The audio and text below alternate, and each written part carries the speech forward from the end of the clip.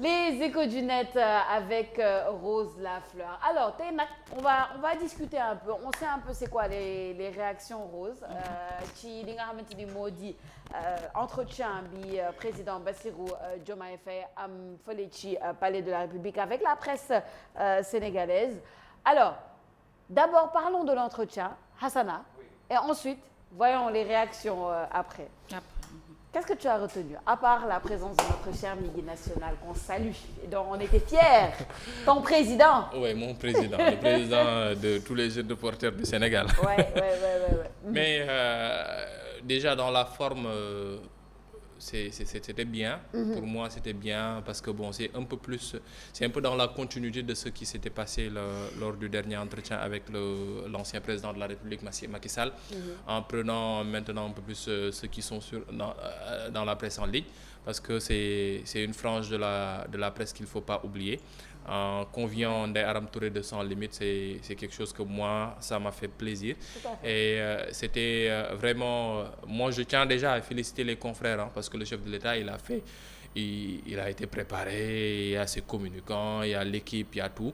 Mais les confrères, je sais qu'il y avait une charge parce que tu y vas au nom de ta rédaction, mais tu y vas aussi au nom de toute la corporation pour faire un travail où maintenant de plus en plus tous les Sénégalais regardent chaque mot que tu vas utiliser, même les gestuels que tu vas faire en posant ta question. Ce seront des choses qui seront analysées. Donc chapeau à eux, que ce soit au doyen Souleymane Niang, Pierre-Edouard Faye, Ndeye Marème Ndiaye de Sud FM, que je salue et à qui je rends hommage au passage, Ndeye Aram Touré et Migui Maram Ndiaye et Ahmed de APS. C'était un bon plateau où il y a eu de belles choses, même si pour moi il y a eu quelques couacs, parce que il y a la seule chose que je ne peux pas comprendre, c'est pourquoi dans les entretiens là on veut nous forcer un modérateur. Ça fait plaisir de revoir Fatou Sakho par contre, elle qui a bercé notre enfance par rapport au métier, mais man interview lu ci modérateur ci def man loolu mooy sama souci. C'est pas je trouve pas l'utilité, parce que après ça fait que des choses sont coupées. Voilà, tu as des pauses par-ci, le président de la République démarre pour argumenter par rapport à une réponse à une chose très importante. Coupé, non président, il faut attendre parce que c'est dans une autre thématique qu'on parlera de ça. C'est des choses qui, bon, protocolairement déjà kenn du dagg président, on a l'habitude de dire, mais bon, avec le nouveau régime peut-être que ay changement daa am, mais protocolairement doo dagg président mu nekk ti wax, mais aussi surtout que mu nekk ti wax information soo ko daggee ne non dañuy dem ci beneen thématique, soo ko defee après da ngay dagg rythme bi, keneen kiy def relance am mën na bañ a ñëwaat ci loolu, président itam bañ a ñëwaat ci loolu, alors que c'est des sujets yoo xam ne ñu bëri ñoo ngi ko doon xaar, parce que man am na ci yenn sujets yoo xam ne je m'attendais à avoir des réponses, je les ai pas eues. Et bon, comme quoi par exemple? Déjà par rapport au nombre de jeunes qui sont décédés, déjà pour les manifestations, je m'attendais à savoir réellement est-ce que la loi d'amnistie on continue avec ou bien on change. Loolu bëggoon naa ci am lu leer. Y a l'affaire des fonds Covid-19, jamonoy Macky Sall la ñu commencé audit yi. waaw mooy commencé di auditionner ba léegi on ne sait pas fan la mbir yi mujjee. mais wax na ni dina continuer auditer. waaw non nee na dinañ continuer, mais en fait man je me dis que ne jamonoy Macky Sall il faut clairement qu'on sache quoi, c'est-à-dire s'il y a des responsabilités yoo xam ne qui doivent être situées, qu'on nous dise que les responsabilités c'est à tel niveau, parce qu'il a été très clair ba mu ne bañ ma falee avant même muy jël fonction de prêter serment, ba fi am ay mbirum yokk courant nare am, ba fi ay contrat yoo xam ne dafa jëm ci santé dafa am, ay yenn yu jëm ci mbirum ndox dafa am, je suis directement intervenu pour mën a dagg affaire yi balaa muy gën a yokk, parce que su yokkee day am impact ñi man nu mu defee ba joxoñ ci yooyu, man je m'attendais à ce qu'il fasse ça par rapport à ces points là, et aussi par rapport à il a parlé d'agriculture pour l'emploi des jeunes. Moi je me dis que c'est pas tellement ça, parce que man mënuma bay. man màgguma ci bay. am na ñeneen ñoo xam ne mënuñu bay parce que màgguñ ci bay, am na ñeneen ñoo xam ne mënuñu bay parce que amuñu suuf, ainsi de suite. C'est pas seulement donc pour la problématique de l'emploi, je suis resté sur ma faim. Mais quand même dissolution Assemblée nationale ou pas, il a été assez évasif pour dire réellement ce qui se fera. Pour la révision de la Constitution, Est-ce qu'il passera par l'Assemblée nationale ou bien est-ce qu'il passera par voie référendaire? Il s'est pas prononcé par rapport à ce sujet-là. Yooyu yëpp ay mbir la yoo xam ne taxaw na yoo xam ne man je me dis que ay mbir la yu am solo yoo xam ne on s'attendait à avoir des réponses et ce fut pas le cas. Bon nañ toog xaar peut-être que une prochaine fois, si c'est pas lui, c'est peut-être son premier ministre, on aura la possibilité d'avoir des réponses par rapport à ça. On attend toujours la DPG, hein, de toute façon. Bon bref, gars yi nee nañu war na am. Waaw. Non, mais très intéressant hein, tout ce que tu as dit, cher Sanafa, ça me fait réaliser beaucoup de choses. Man, d'abord, ce que j'aimerais dire, balaa may jox kàddu gi Rose, c'est que l'exercice de samedi, le président face à la presse sénégalaise, les gens qui sont jugés, c'est et le président et les journalistes. Les journalistes sont jugés sur la qualité des questions qu'ils posent et le président sur la qualité des réponses qu'il donne. Est-ce que c'est satisfaisant pour la plupart des gens? D'une manière globale, je pense que c'est un exercice qui a été réussi. Quoique ou pas, oui, on peut dire qu'il y a eu des couacs, mais je pense que c'est un exercice qui a été réussi. Je salue vraiment le professionnalisme de nos journalistes. Autour, ils ont représenté leurs rédactions respectives, ils sont allés, ils ont posé des questions claires, précises. Et je pense que comme on dit, ils ont fait le travail comme il se doit. Le travail de modération. Hassana,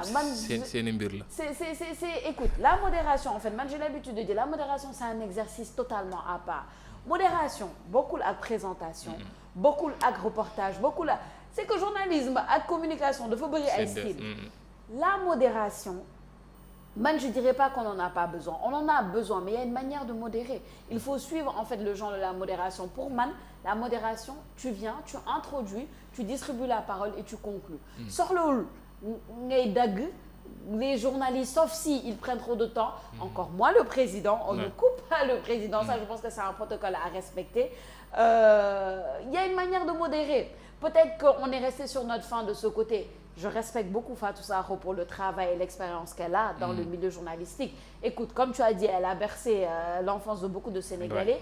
Maintenant, est-ce que ça nous empêche de parler d'une modération? Peut-être qu'on n'est pas satisfait au niveau de la modération. Je pense que c'est important, mais peut-être nous définira de la modération, tu vois. À côté des réponses que tu as données, je pense que le président, il a été clair, hein, parce que Warnani défoule le bilan. Oui, il fait le bilan des 100 ans, des 100 jours, pardon. Il fait le bilan des 100 jours. Là, il donne avant, mais moi, il faut tambaliné, man défoule bilan. Parce que 100 jours, amul bilan. Man, ça dit 3 mois, la fait. Mais, de mon pour, voilà, c'est important, nous discuter, voilà, voir lan lañ jot a def et où est-ce qu'on s'en va. Et par rapport à ça, je dirais qu'il a réussi son exercice.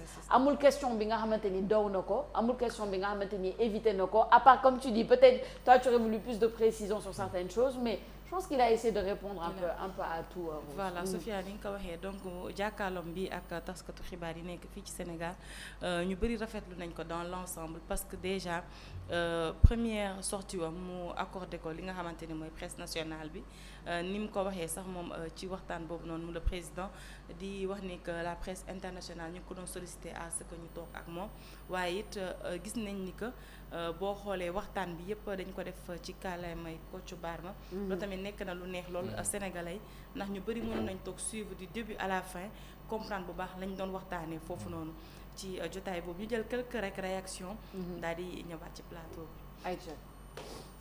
Alors bi ci njëkk gis nañ ni que ki ko bind c'est dans l'anonymat mais li mu wax mooy nos journalistes sont moyens.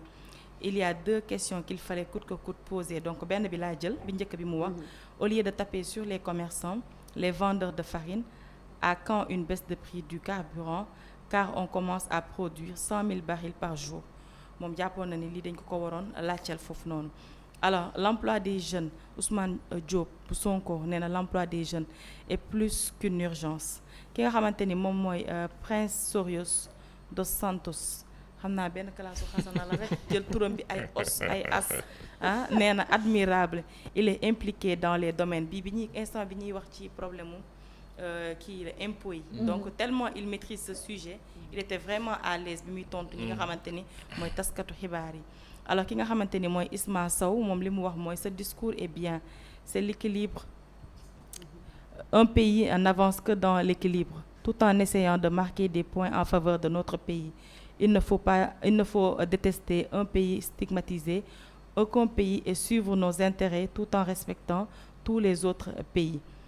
ki nga xamante ni mooy Nogaye Diop moom li mu wax mooy la communication est déjà toute une révolution du jamais vu dans la communication entre le président et le peuple merci président.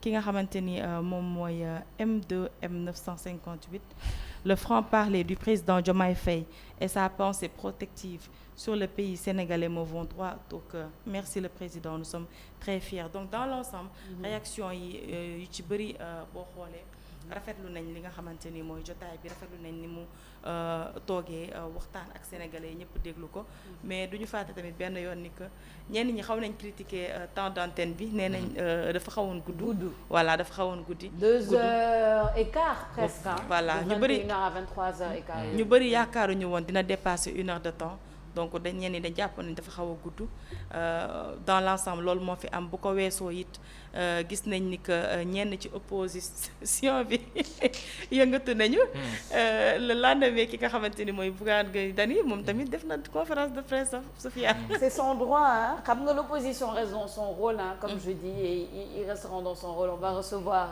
un opposant hein tout à l'heure on va discuter avec lui après Rose ci réaction yi bon man je vais juste dire tu sais la critique elle est facile hein ku jóg dal ci journalistes yi nos journalistes sont aussi nos journalistes écoute d'accord mais est-ce que yéen si vous étiez là-bas vous alliez faire mieux que ce que nos journalistes ont fait xam nga la critique moom nous on accepte on encaisse on va toujours nous critiquer mais man je dis encore que je suis fière du travail qu'ils ont abouti. Ouais, c'est ça du travail qu'ils ont fait mais Hassana am na aussi beneen point balaa ñu jàll ci deuxième partie matinale bi mu bëggoon am sa réaction am votre réaction le président Bassirou Diomaye Faye quand même il a leeral ci sa relation avec son premier ministre ci li ñi di wax quand on parle de oui son premier ministre lui fait de l'ombre etc il est revenu sur ça mu yëkkati ay kàddu daal di wax ni pour lui ce sont des choses qui sont vraiment hors sujet il a expliqué un peu sa réaction la profondeur de sa relation avec le premier ministre Ousmane Sonko lan ngeen xalaat ci loolu. en fait xam nga Sophia ku xool Diomaye sa trajectoire politique je peux comprendre aisément c'est quel homme parce que Diomaye il a jamais été dans les yuuxu dans les maa gën a fës maay nekk ci kanam ainsi de suite ba ma ko xamee ci langum politique beeg léegi mosuma ko gis mu xëccoo ci yooyu il a toujours été dans l'argumentation et dans le développement de tel et tel sujet ci yooyu lañ ko xamee mosuñu ko gis mu nekk au devant de la scène même les manifestations yu metti sax doo gis moom mooy nekk ci kaw ti wax et toujours sur le terrain c'est-à-dire c'est su ma koy